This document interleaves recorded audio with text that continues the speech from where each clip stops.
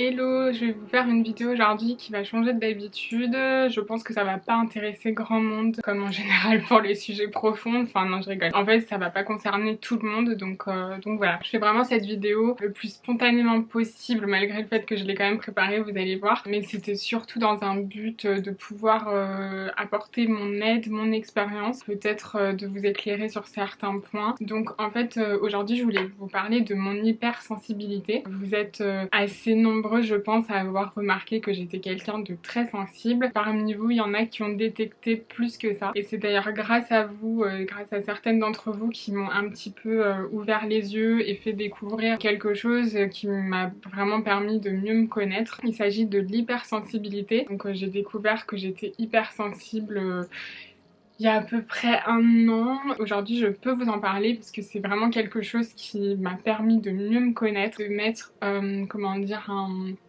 une explication sur des pourquoi que je me posais depuis que j'étais petite. Donc maintenant j'ai mes réponses et c'est aussi pour ça que je fais cette vidéo, pour pouvoir vous aider tout simplement et vous parler de mon expérience. En fait, quand je dis que je suis une personne hypersensible, je ne veux pas dire que je suis une personne qui est très sensible, enfin je suis très sensible, mais l'hypersensibilité c'est vraiment un terme pour définir une catégorie de personnes qui en gros utilisent en majorité la partie de leur cerveau droit, contrairement à 80% des personnes sur Terre qui utilisent en majorité leur cerveau gauche. Une personne très sensible et un hypersensible, c'est vraiment deux choses très différentes. Donc je voulais faire un point avant de commencer.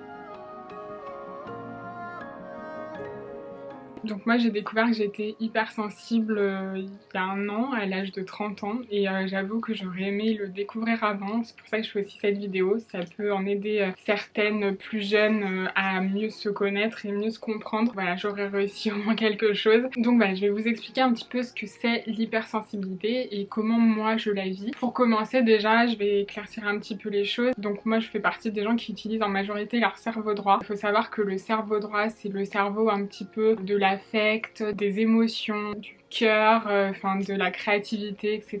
Et le cerveau gauche, c'est plutôt le cerveau de la droiture, de la logique, voilà, ce genre de choses. Donc voilà, c'est vraiment deux caractéristiques différentes qui font que des fois on a du mal à se comprendre, on ressent pas les choses de la même façon, on n'a pas la même démarche de pensée, on n'a pas la même réflexion. Du coup des fois en fait il y a un décalage qui se crée. Les hypersensibles ont souvent l'impression d'appartenir clairement à une autre planète, c'est mon cas. Donc voilà, j'ai souvent l'impression qu'en fait je ne vis pas de ce monde, que je fais partie, que je suis un extraterrestre et que personne me comprend. Donc voilà, je vais vous expliquer un petit peu tout ça dans cette vidéo. Déjà, ce qui fait que je suis hypersensible, c'est vraiment mon hypersensibilité. Donc en fait, je suis quelqu'un de très émotif. En fait, je vais vivre toutes mes émotions à fond, que ce soit la joie, la tristesse, la douleur, la peine, la colère. Enfin, en fait, ça va vraiment être décuplé fois 1000 et je vais vraiment vivre ça au plus profond de moi. Donc quand je suis triste, je suis extrêmement triste. Quand je suis heureuse, je suis extrêmement heureuse. Voilà, ça se manifeste un petit peu comme ça. On vit nos émotions à 300%. C'est très dur à gérer parce qu'en fait, tout ce qui se passe à l'intérieur de nous, enfin de moi, c'est très intense. Souvent ça crée un décalage avec les autres qui comprennent pas forcément pourquoi on est aussi heureux, pourquoi on exprime autant notre joie, pourquoi on va être aussi triste. Enfin voilà, les gens ne comprennent pas forcément pourquoi on ressent tout ça en fait. Donc voilà, des fois ça peut créer un certain décalage. Ensuite c'est vrai qu'on est des personnes assez lucides, donc plutôt extra lucides. On a très vite conscience de tout en fait. Je sais pas comment expliquer, mais moi j'ai très vite été consciente de la mort. J'ai souvent des coups de blues à cause de ça, parce que je sais que en fait mes pensées vont peut-être un peu trop loin pour la majorité des gens. En fait je sais que je vais mourir, je sais que mes proches vont mourir, donc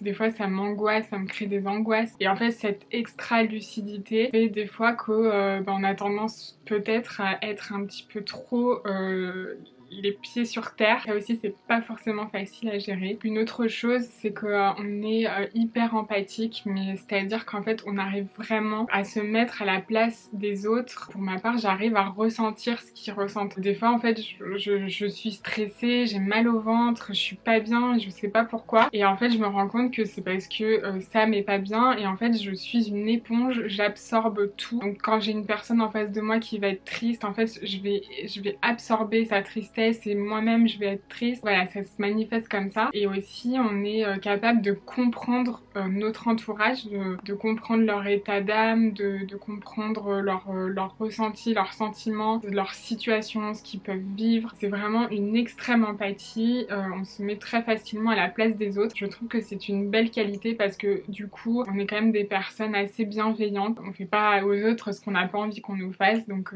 voilà, ça c'est plutôt une bonne chose. Il y a aussi un autre truc, c'est que en fait comme je vous disais, on vit nos émotions à fond. Moi j'ai souvent tendance à m'émerveiller d'un rien. Je peux pleurer devant un petit singe qui regarde sa maman, ça me bouleverse. Je vois la beauté des choses dans tout en fait. Je vais être dehors, je vais voir une fleur, je sais pas, qui pousse, enfin je sais pas, je vous donne un exemple comme ça, mais d'une certaine façon, et du coup ça va créer une certaine poésie, ça va m'émouvoir, alors que du coup je suis avec Sam par exemple et je lui en parle et il me dit que je suis complètement tarée. Je peux pleurer devant un coucher de soleil, enfin voilà, il y a plein de choses en fait, je m'émerveille vraiment de tout et de rien, et ça aussi je trouve que c'est une qualité parce que ça fait pas de mal dans ce monde. Enfin très longtemps on se moque encore aujourd'hui de moi, parce qu'en fait émerveiller de tout, ça a un peu une connotation enfantine, du coup voilà, ça fait un peu bébé, etc.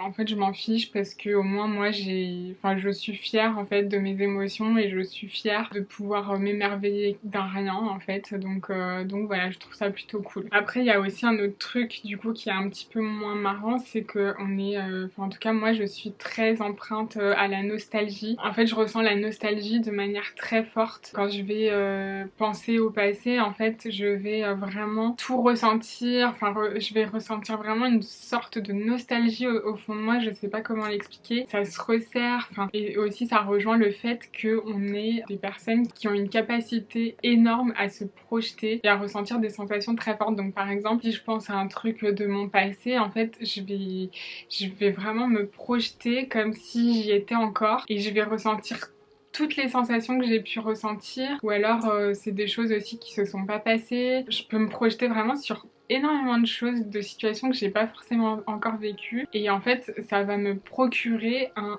plaisir intense. C'est très bizarre à dire, mais ça va vraiment en fait ça va être là et ça va être en ébullition, alors que je n'ai pas encore vécu la situation. Donc voilà, il y a vraiment cette capacité de se projeter et de tout ressentir très fort. Pareil quand j'écoute une musique, en fait la musique ça me fait ressentir énormément d'émotions. Ça dépend du style de musique, mais ça va être des émotions de nostalgie, des émotions de tristesse. Il y a des musiques qui vont me faire pleurer, mais vraiment à chaudes larmes. C'est même pas je pleure, c'est que je ressens vraiment quelque chose au fond de moi qui me fait pleurer et je ressens, je sais pas, de la tristesse. Il y a des musiques qui me mettent en joie, mais genre en folie. Ça me donne, ça me procure du bonheur. Donc c'est quand même cool, mais des fois c'est un peu fatigant de ressentir tout ça à 100 à l'heure, très fatigant. En termes de compétences, si je peux dire, en tant qu'hypersensible, c'est vrai que je suis quelqu'un qui a une extrêmement bonne mémoire, mais genre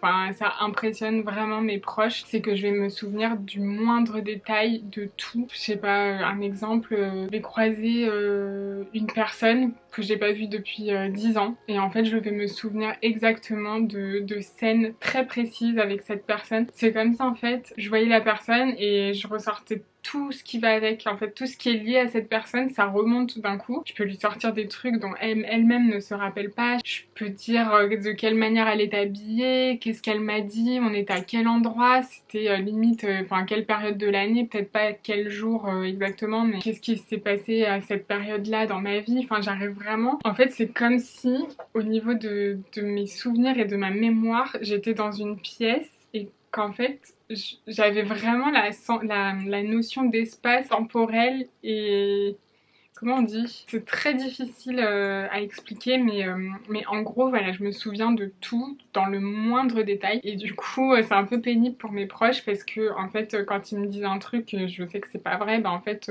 et quand on essaye de me mentir, en fait, je sais aussi que c'est pas vrai parce qu'en fait, je suis capable de ressortir tout. Quand la personne dit m'avoir dit un truc alors que c'est pas vrai, je suis capable de lui ressortir ce qu'elle m'a vraiment dit, à quel moment, où on était, enfin vraiment tout. C'est assez impressionnant, mais j'avoue que ça me sert pas mal dans la vie de tous les jours. Je le fais même pas exprès en fait, ça vient comme ça, donc ça vraiment, je trouve ça vraiment génial. Après, les hypersensibles, ils ont tendance aussi à avoir un sens de l'analyse très poussé, qui peut être très pénible aussi pour les proches. Moi, pour ma part, en fait, je sais que je suis chiante, mais j'analyse tout en permanence, tout y passe.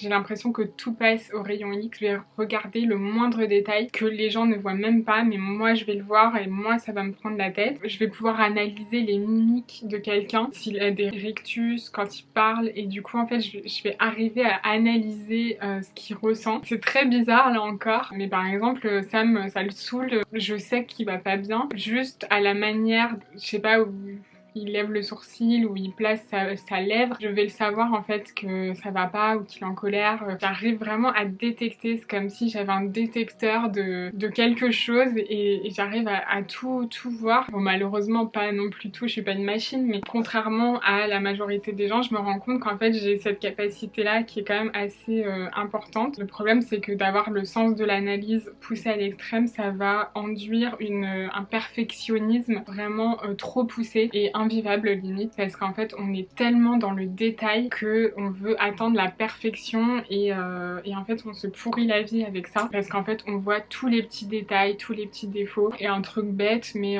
par exemple quand on arrive, je sais pas, dans un magasin, ben, en fait une personne qui est cerveau gauche va droit au but, droit à l'essentiel, et en fait moi quand je rentre dans le magasin, j'ai déjà analysé, il y a deux personnes sur la gauche, telle dame elle a une robe, elle est blonde, enfin en fait j'analyse tout, mais sans m'en rendre compte en fait. Du coup voilà, c'est quand même assez impressionnant je dois dire, et ça peut être chiant pour les proches aussi parce que c'est pas toujours facile à vivre. Ah oui, ça c'est un autre truc aussi des hypersensibles, c'est qu'on a beaucoup de mal à prendre une décision parce qu'en fait on va analyser tout ce que pourrait engendrer la décision. Donc si c'est oui ou non, on va analyser, mais enfin sans le savoir en fait. C'est pour ça qu'on prend beaucoup de temps à prendre une décision. C'est qu'en fait on va analyser tout ce qui va se passer, toutes les conséquences des conséquences du oui et toutes les conséquences des conséquences des non. Et après il faut ramener tout et voir c'est quoi le mieux, parce que si ça. Du coup voilà, c'est un peu carnage dans la tête et c'est très chiant. Je déteste devoir prendre des décisions et j'arrive pas parce qu'en fait c'est trop fatigant pour moi de prendre une décision. Souvent les gens ils comprennent pas parce qu'en fait ils me disent c'est oui ou c'est non. Pour moi dans mon cerveau, enfin dans ma tête, c'est pas oui ou non, c'est pas si simple que ça, sinon si c'était facile je le saurais. Oui, mais si je dis oui, ça veut dire qu'il va se passer ça et puis après il peut se passer ça et puis se passer ça.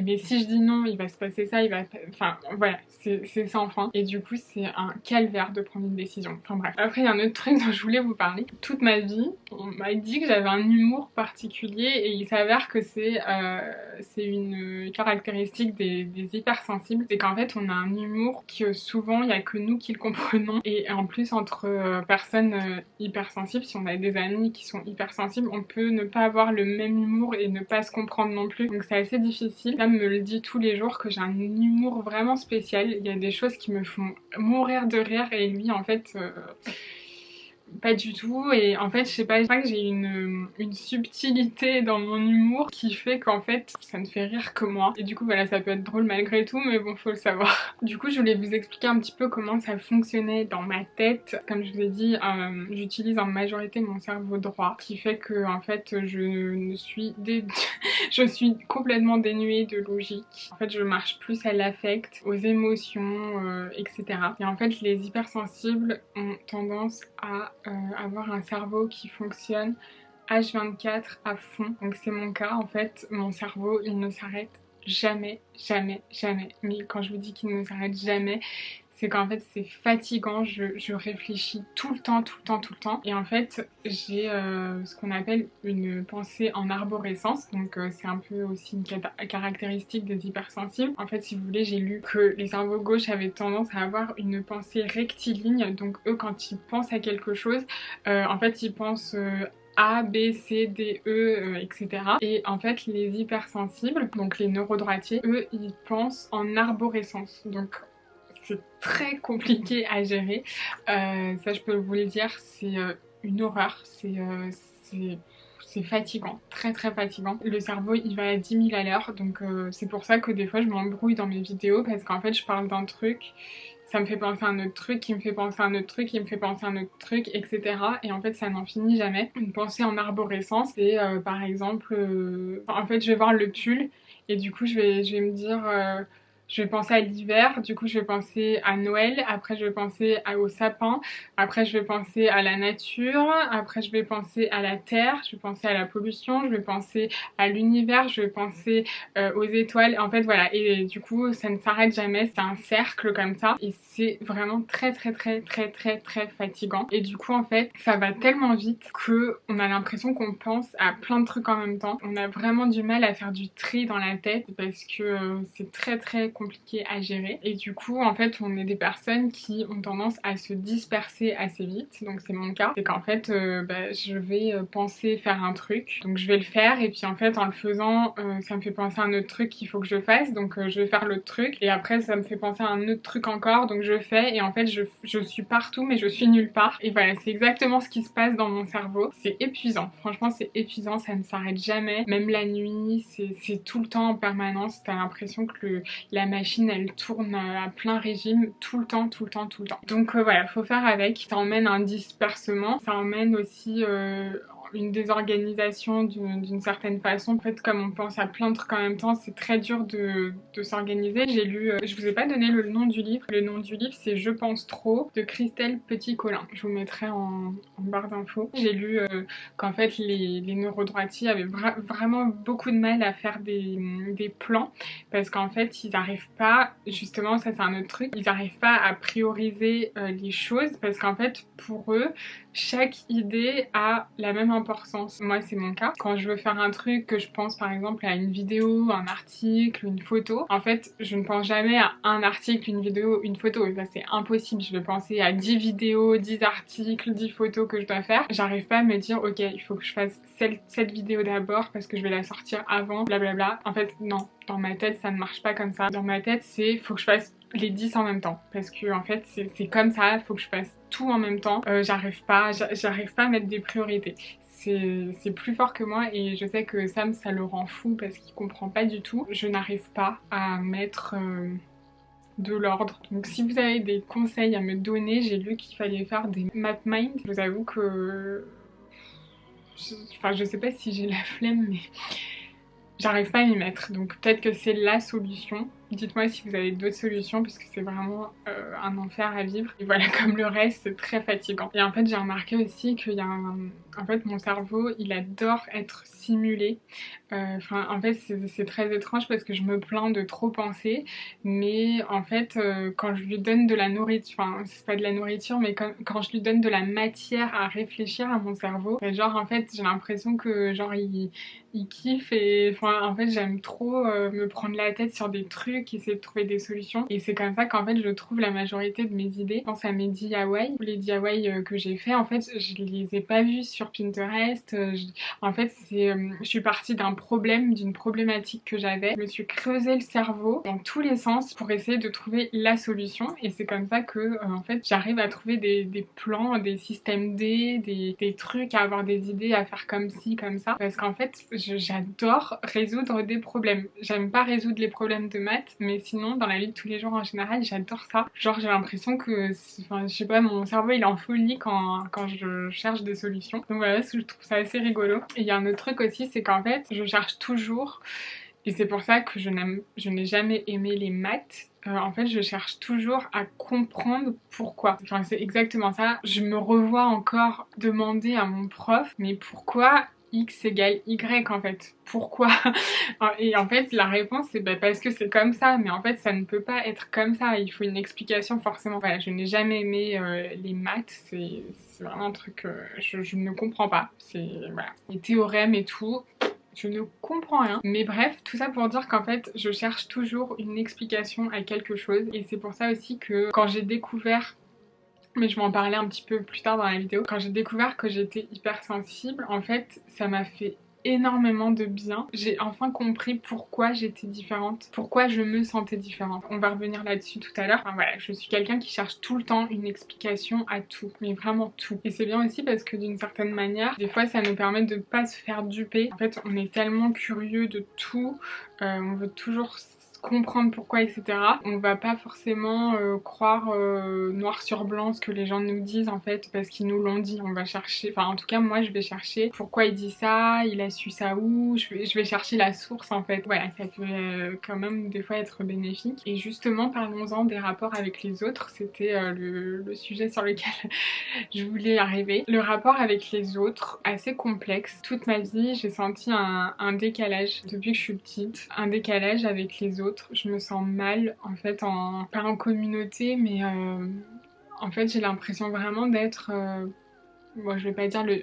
comment je peux dire, j'ai vraiment l'impression d'être une tâche parmi les gens. Je sais pas vraiment comment expliquer ça, mais j'ai l'impression qu'en fait enfin j'ai toujours ressenti comme si j'étais différente, comme si j'appartenais à un autre monde, comme si en fait ouais, comme si en fait je faisais, enfin, comme si, je sais pas, comme si j'étais bizarre ou comme si j'étais, j'arrivais pas à trouver ma place en fait dans la société, dans les groupes. Ça m'arrive souvent dans les groupes. J'ai toujours détesté les groupes parce qu'en fait ça me renvoie à l'image que je suis pas comme les autres. Ça me fait de la peine en fait parce que, enfin même à l'heure actuelle où je sais, je comprends un petit peu pourquoi, en fait je me dis pourquoi en fait.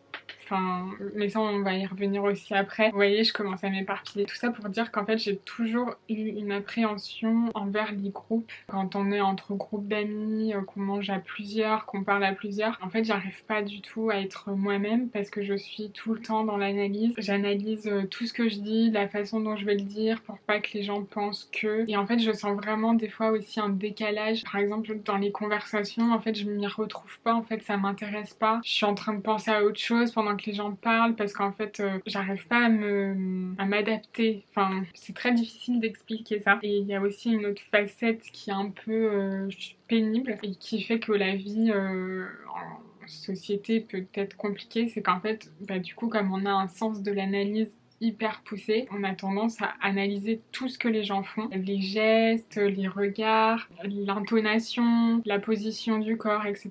inconsciemment. Souvent, enfin en tout cas c'est mon cas, je prends tout pour moi. Donc par exemple si il y a quelqu'un qui me dit salut ça va, et en fait au lieu de me regarder dans les yeux il va regarder à côté, en fait je me dis tout de suite, ma première réaction c'est pas genre il a vu quelqu'un, il est distrait, il va pas bien, il pense à autre chose, peut-être que ça va pas et tout. Non, moi ma première pensée ça va être ok donc en fait je ne suis pas assez intéressante pour qu'il me regarde dans les yeux. Et en fait je vais toujours détourner toutes les actions des gens comme un rejet. Je vais souvent me sentir rejetée, donc ça peut être partout, par un regard, un geste, partout. Ça peut être aussi par exemple comme j'ai une très bonne mémoire, si je revois quelqu'un et qu'en fait je me souviens d'un truc, je partage un souvenir pour voilà avoir une proximité avec la personne, et parce qu'en fait ça me replonge aussi dans un délire que j'ai pu avoir avec une ancienne copine, etc. Et quand la personne ne s'en souvient pas, en fait pareil je vais prendre ça un peu comme un rejet, comme si j'étais pas assez importante à ses yeux pour qu'elle se souvienne de ça en fait. Et voilà, c'est assez pénible parce qu'on est tout le temps en train de se remettre en question, on est tout le temps en train de prendre les objections, les comportements un petit peu fermés, etc. pour nous et comme un message de je ne t'aime pas. C'est très très très compliqué à gérer dans ce sens-là la vie en société. Clairement, il y a des fois ça me fait beaucoup de mal. Enfin, maintenant que je le sais, je me dis que je me fais du mal toute seule en fait parce que les gens ne disent pas forcément quelque chose, peut-être qu'au final c'était pas du tout pour ça qu'il m'a pas regardé dans les yeux, c'est pas parce que je suis pas intéressante, c'est juste parce que je sais pas, il a vu son ex, j'en sais rien, c'est un truc débile. Mais et par contre du coup, comme on est hyper empathique, ben, on va aussi avoir tendance à ressentir facilement les émotions des autres, ça je vous l'ai déjà dit, et ce qui fait qu'en fait on a quand même la belle qualité d'avoir un grand sens de l'écoute. Donc je sais pas vous, mais moi souvent je suis la personne qu'on appelle quand ça va pas. J'ai l'impression un peu d'être une psy, mais c'est tout le temps moi qu'on appelle quand on a envie de parler, quand on a besoin de se vider la tête, enfin voilà, de vider tout ce qu'on a à l'intérieur de soi, comme une thérapie un peu. On appelle Fedi, et puis Fedi elle est là, Fedi elle écoute, Fedi elle fait ce qu'elle peut. Et le problème c'est que souvent en fait j'ai pas de retour. En fait moi quand ça va pas, en fait les gens pour qui j'ai été là, en fait ils sont pas là pour moi. Ça aussi ça peut être compliqué. Finalement je le prends mal parce que comme je vis mes émotions fois 1000, je me dis en fait voilà, je suis intéressante que quand il s'agit d'écouter, mais par contre en fait ça s'intéresse pas vraiment à moi. Voilà, ça aussi c'est pas évident à gérer. Après il y a une autre chose aussi, c'est que on est souvent des personnes trop gentilles. C'est pas qu'on sait pas dire non, enfin moi en tout cas quand on me demande un truc, j'arrive pas à dire non parce que limite spontanément le oui sort tout de suite en fait sans que je réfléchisse. Des fois c'est un peu pénible parce que déjà les gens en profitent assez facilement. Quand t'es trop gentil, voilà, je vais rien apprendre à personne, mais quand t'es trop gentil tu te fais bouffer parce qu'en fait ça devient même plus un service, ça devient dû et quelque chose de normal. Enfin des fois en fait ça m'arrive de dire oui, en fait j'ai pas envie du tout et je me force. Et en fait ça me met en colère, je suis en colère contre moi-même d'avoir dit oui, mais en fait j'arrive pas à faire autrement. Donc par exemple quelqu'un va me demander quelque chose, je vais lui dire oui, et après en fait je vais pester, je vais dire mais j'ai pas envie de le faire et tout, et Sam il me dit mais pourquoi t'as dit oui? Là je me trouve con et je me dis je sais pas, je sais pas en fait, je sais pas, c'est sorti tout seul, j'ai du mal à dire non. Donc ça c'est un truc qui se travaille et qu'il faut vraiment que j'apprenne. Mais en gros dans le livre que je disais, elle expliquait qu'en fait on était un peu comme un salon VIP. En fait on aimait mettre les gens le plus à l'aise possible, limite on leur déroule le tapis rouge quoi pour qu'ils se sentent bien. C'est vraiment cette image là d'accueil de salon VIP, c'est tout à fait ça en fait. En tout cas moi je suis complètement comme ça. J'essaye de changer parce que c'est pas forcément quelque chose de bien dans les relations avec les gens. Des fois, il faut être un peu méchant, chose que je n'arrive pas, mais faut être un peu plus dur. Donc voilà, je pense que ça s'apprend. Ça doit pas être évident, mais voilà, faut faire un travail sur soi. Aussi, un autre truc, c'est que comme on est quand même des personnes avec un bon fond, on va être un peu naïf des fois. Moi je suis parfois très naïve. En fait ma mère elle me le dit tout le temps, elle me dit en fait t'es tellement gentille que t'imagines pas que les gens puissent être méchants envers toi et puissent être mal intentionnés parce qu'en fait toi tu l'es pas, donc t'imagines pas une seconde que les gens puissent l'être. Et en fait c'est tout à fait ça quand je parle de naïveté, c'est qu'en fait je vois pas les gens mal intentionnés arriver parce qu'en fait pour moi je pars toujours du principe que tout le monde est gentil, tout le monde est bien et tout. Malheureusement, on vit dans un monde où c'est pas le cas en fait. Il y a des personnes mauvaises, mal intentionnées partout et du coup, voilà, j'ai un peu de mal à les détecter parce que moi, j'accorde le bénéfice du doute à tout le monde en fait. Pour moi tout le monde est gentil, après il va me prouver le contraire. Mais après attention, ça veut pas dire que les personnes hypersensibles sont des bisounours, sont incapables enfin voilà, de se mettre en colère ou quoi que ce soit. Au contraire, enfin moi, quand justement je sais que quelqu'un s'est foutu de moi en fait, enfin genre je suis plus gentille du tout, enfin je vais pas être mauvaise, je vais pas lui faire de mal, je suis complètement capable de zapper une personne comme ça de ma vie. Alors ça je sais pas en fait comment ça me met mal à l'aise un peu de dire ça, mais je sais pas comment j'arrive à faire ça. Mais en fait quand quelqu'un me fait du mal, je sais pas si c'est une carapace de protection, quand quelqu'un a été mauvais envers moi, enfin vraiment m'a fait quelque chose d'horrible, je suis complètement capable de zapper cette personne de ma vie. Et en fait à partir du moment où je la zappe, elle ne fait plus partie de ma vie. C'est genre en fait c'est comme si je l'avais jeté à la poubelle et j'avais descendu la poubelle et puis voilà, terminé. En fait, la personne ne fait plus partie de ma vie. Ça, c'est quand même une capacité assez dure, je crois, pour certaines personnes, mais en tout cas pas pour moi. Et souvent, en fait, c'est parce que cette personne-là ne m'a pas respectée ou n'a pas respecté mes principes. Et ça, c'est aussi une particularité des personnes hypersensibles, c'est qu'en fait, on a des principes. On n'a pas tous les mêmes principes, donc toutes les personnes hypersensibles n'ont pas les mêmes principes. On a des principes qui sont pour nous des valeurs mais genre indétrônable. En tout cas, c'est impossible pour moi de ne pas respecter mes principes. Ce n'est pas possible. J'ai des principes dans la vie et les personnes qui ne vont pas dans le même cheminement que mes principes, en fait, je ne peux pas, je ne supporte pas. Des fois, ça va me faire piquer des colères, mais des grosses colères parce qu'en fait, je ne supporte pas qu'on sorte de mes principes. Voilà, c'est très très bizarre. Et d'ailleurs, je déteste l'injustice et c'est ce qu'elle disait aussi. Elle disait que souvent les personnes suréfficientes détestaient l'injustice. Mais pour moi, en fait, l'injustice, c'est juste, je ne peux pas. C'est vraiment le truc qui me met hors de moi. Enfin, vraiment, je sors. Enfin là vous voyez la gentille Félie, l'injustice ça peut me faire sortir de moi et encore une fois je vais pas être mauvaise mais vraiment je vais être en colère mais vraiment ça... Enfin l'injustice c'est quelque chose que je ne supporte pas. Et il y a aussi un autre truc c'est qu'en fait j'ai tendance aussi à m'énerver quand... Pour moi, il y a un truc logique. Soit j'explique un truc qui est logique, ou soit je vois un truc qui est logique pour moi. Quand je vois des gens qui ne le comprennent pas, en fait, ça m'énerve profondément. Mais genre, en fait, quand quelqu'un ne comprend pas ce que je dis, ou ne comprend pas ce que j'explique, ou ne comprend pas ce qu'il y a écrit, ou, etc., ça m'énerve de ouf. La personne, en fait, je ne comprends pas comment elle peut ne pas comprendre, et en fait, ça m'énerve, mais tellement. Je me suis engueulée avec des gens à cause de ça, parce qu'en fait, je comprends pas. J'arrive pas à comprendre. Enfin, pour moi, c'est tellement logique, en fait, je comprends pas que pour une autre personne, ça puisse ne pas être logique. Quand je prends du recul, je me dis, les maths, c'est logique pour les gens, enfin, pour certaines personnes, et c'est pas logique pour moi, donc je pourrais comprendre aussi la situation, mais non, sur le coup, j'arrive pas. Pour en revenir un petit peu au principe, par exemple, je suis quelqu'un qui respecte la loi. Mais genre, en fait, je ne peux pas sortir de ça. Enfin, pour moi, la loi, c'est la loi, et voilà. Et en fait, je ne comprends pas les gens qui font des trucs hors la loi.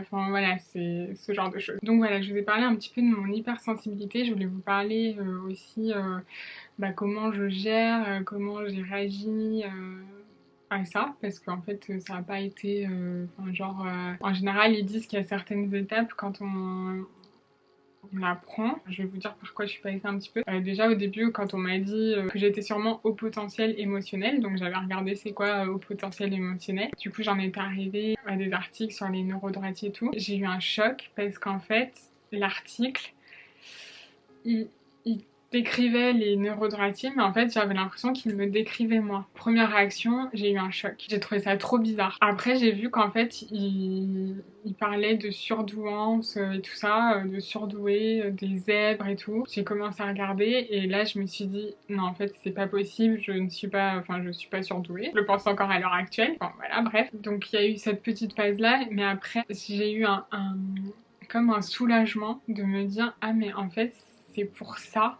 En fait, c'est comme si j'avais eu une réponse à toutes mes questions d'un coup comme ça. Tous les ressentis que j'ai eu dans ma vie, le fait d'avoir l'impression d'être un extraterrestre, de me sentir rejetée par les gens, d'avoir l'impression de faire partie de ne pas ressembler aux autres, vraiment d'être différent, etc. En fait, tout ça, en fait, ça s'est éclairé et je me suis dit, ah mais c'est pour ça en fait, c'est à cause de ça. D'un certain côté, ça m'a quand même soulagée parce que ça m'a apporté une réponse à une question qui était restée en suspens et du coup ça m'a fait beaucoup de bien de ce côté-là. Donc maintenant quand j'ai des réactions un petit peu comme tout ce que je vous ai décrit un petit peu dans la vidéo, je me dis ok c'est normal, c'est parce que je suis comme ça. Donc ça me permet d'apporter une explication. Donc ça, déjà, c'était pas mal. Après, j'ai des phases aussi où je me dis, en fait, j'en ai une tout à l'heure. J'ai des phases où je vais être un petit peu en bad. Du coup, j'ai envie de pleurer, je sais pas pourquoi. Et en fait, c'est là et je suis très très triste. Et en fait, je vais pleurer. Et là, à ce moment-là, pas plus tard que tout à l'heure. En fait, je ressens de la colère. En fait, je suis énervée parce que en fait, je me dis, mais pourquoi moi? Pourquoi je suis pas comme tout le monde? Pourquoi il fallait que je sois comme ça? J'ai pas de chance. Enfin voilà, je peux ressentir des fois de la colère d'être comme ça, de tout ressentir à 1000%, etc. Ça m'arrive d'être en colère, mais apparemment ça fait partie des étapes. Voilà, et après il y a l'acceptation. On commence à s'accepter petit à petit, donc je commence à m'accepter petit à petit, mais c'est vrai que j'ai des phases où quand même je me dis, j'aurais aimé tout simplement être comme tout tout le monde que mon cerveau marche normalement. Enfin voilà, ça fait un peu ça, montagne russe, mais c'est comme ça. Enfin, du coup, parmi les réponses aux questions que j'avais, en fait, j'ai compris énormément de choses. J'ai compris aussi, récemment d'ailleurs, grâce à l'une d'entre vous qui m'a parlé de ça. En fait, moi, je suis quelqu'un qui... Genre j'ai toujours dit et j'ai toujours rêvé d'avoir 150 vies pour pouvoir faire tous les métiers que j'aurais rêvé de faire. Je suis quelqu'un qui m'intéresse à tout. J'aime plein de trucs. Enfin en fait, et c'est pour ça que j'ai eu du mal à trouver ma voie en étant plus jeune parce qu'en fait je ne savais pas quoi faire de ma vie parce qu'en fait il y avait trop de trucs qui m'intéressaient. Il y en a, en fait ils sont attirés par les sciences, ils vont être attirés par la médecine, ils vont être attirés par le droit, ils vont être attirés par les arts. Donc en fait ils vont réussir à faire leur chemin tranquillement. Moi en fait mon problème c'est que j'étais attirée par plein de domaines complètement différents. J'étais attirée par tout ce qui était un petit peu artistique, manuel, la création, donc création de chaussures, création de bijoux. J'étais attirée par le social, j'étais attirée par les langues. En fait, j'étais attirée par trop de choses. J'étais attirée par l'immobilier, par le travail du bois, je vais être attirée par l'informatique, enfin je vais être attirée par tout. Je vais vraiment avoir plein de domaines d'intérêt différents et du coup c'est très dur de se focus sur un truc parce qu'en fait, comme on n'a pas le sens des priorités et on n'arrive pas à mettre des catégories à ce qu'on ressent, en fait c'est très dur parce qu'en fait on sait pas faire un choix et en fait il y en a une d'entre vous qui m'a dit que j'étais sûrement multipotentielle, donc j'ai commencé à regarder un petit peu. Effectivement je pense être multipotentielle, vous regarderez ce que c'est si vous connaissez pas. Il y a encore une autre piste à creuser de mon côté. Du coup je voulais répondre à 2-3 questions que vous me posez souvent. Vous me demandez comment je gère mon hypersensibilité. C'est pas facile tous les jours comme je viens de vous le dire puisque je vous dis que en fait c'est un peu les montagnes russes, que j'ai des bas. Voilà, des fois je suis très en colère, mais après envers les gens maintenant en fait je me comprends mieux, donc j'arrive à être plus indulgente avec moi. Comme je sais pourquoi je pense de cette façon, je sais pourquoi je réagis de cette façon, je me mets moins de pression pour essayer d'être dans le moule en fait, parce qu'en fait je commence à accepter le fait que je puisse être différente et du coup en fait voilà j'arrive à mieux l'accepter et je sais pourquoi et je sais en quoi je suis différente. Voilà, je m'en veux plus à moi en me sentant trop nulle. C'est aussi l'effet que ça m'a fait quand j'ai découvert que j'étais hypersensible. Je me suis dit mais en fait c'est triste. Enfin, en fait limite j'avais de la peine pour les gens qui utilisaient en majorité leur cerveau gauche parce qu'en fait je me suis dit mais en fait c'est... Enfin les pauvres, ça veut dire qu'ils ressentent pas tout ce que je ressens. Ça veut dire que... Parce qu'en fait, c'est vrai que d'être hypersensible, enfin souvent, on a l'impression que la personne est fragile, que en fait elle pleure pour rien et du coup qu'elle est triste. Alors que pas du tout. Enfin comme je vous expliquais, c'est vraiment qu'on vit nos émotions à 3000%. En fait, voilà, j'ai une forme de peine pour les gens qui ressentent pas tout ça, parce qu'en fait, moi, quand je m'émerveille devant un coucher de soleil, que j'ai les larmes aux yeux, que je trouve ça magnifiquement beau et tout, en fait, je me dis que enfin, c'est dommage en fait que les gens ressentent pas tout ça parce que enfin voilà, ça fait du bien aussi de ressentir ces émotions et du coup je le prends quand même d'une manière assez positive en général. Je me dis que j'ai de la chance de ressentir tout ça, c'est pas donné à tout le monde donc voilà, j'essaye d'en profiter et j'adore. Enfin, en fait, je me suis rendu compte que j'adore pleurer parce que en fait ça me libère. Donc si je pleure à la télé en voyant un petit chien trop mignon ou si je tombe sur une vidéo d'un chaton sur Instagram et voilà ça me fait pleurer, en fait ça me fait du bien. Donc voilà, j'ai plus honte de pleurer. Avant je me cachais. Donc voilà, je laisse les vannes ouvertes et voilà, elles s'expriment quand elles veulent. Je le vis plutôt bien et puis même maintenant j'ai certaines réactions. En fait je m'auto-analyse en me disant ah mais en fait tu fais ça parce que t'es comme ça donc peut-être que ouais peut-être change 2-3 trucs. Je me dis en fait il a réagi comme ça parce qu'en fait lui il pense pas comme toi donc ça veut pas dire qu'il t'aime pas, ça veut dire que en fait il a peut-être d'autres trucs. Enfin voilà, j'essaye, ça me permet aussi de relativiser. C'est pour ça que je tenais vraiment à faire cette vidéo pour pouvoir vous aider vous si vous êtes dans ce cas-là à vous connaître mieux et à mieux connaître votre entourage, du coup mieux le comprendre. Voilà, je tenais vraiment à vous parler de cette facette de moi que je ne partage pas forcément. Je voulais vous donner des titres des titres de livres qu'on m'a conseillés. Le Je pense trop, je vous l'ai déjà dit. Il y en a un qui s'appelle Trop intelligent pour être heureux, l'adulte surdoué. Alors celui-là, je vous avoue, j'ai fait un blocage, je n'arrive pas même à lire la première page parce que déjà le titre ne me plaît pas, parce que je ne pense pas être trop intelligente. Et l'adulte surdoué, je ne pense pas être surdouée, donc ça j'ai du mal. Mais bon, je vous le donnerai quand même. Il y en a un qu'on m'a conseillé, c'est à chacun son cerveau, à chacun sa réussite. Celui-là, je l'ai pas lu encore, donc voilà. Et si j'en ai d'autres, je vous le mettrai en barre d'infos. J'espère que je me suis pas trop éparpillée dans cette vidéo. J'essaie quand même de faire un plan avant parce que je le fais jamais et je me suis dit là il faut vraiment que je le fasse sinon ça va être horrible. Je vous remercie de m'avoir écouté. Si jamais vous avez des questions à me poser, bah n'hésitez pas tout simplement et voilà, je vous fais des gros bisous. Et je vous dis à très vite pour la prochaine vidéo qui sera plutôt une vidéo mode je pense. Gros bisous, à plus.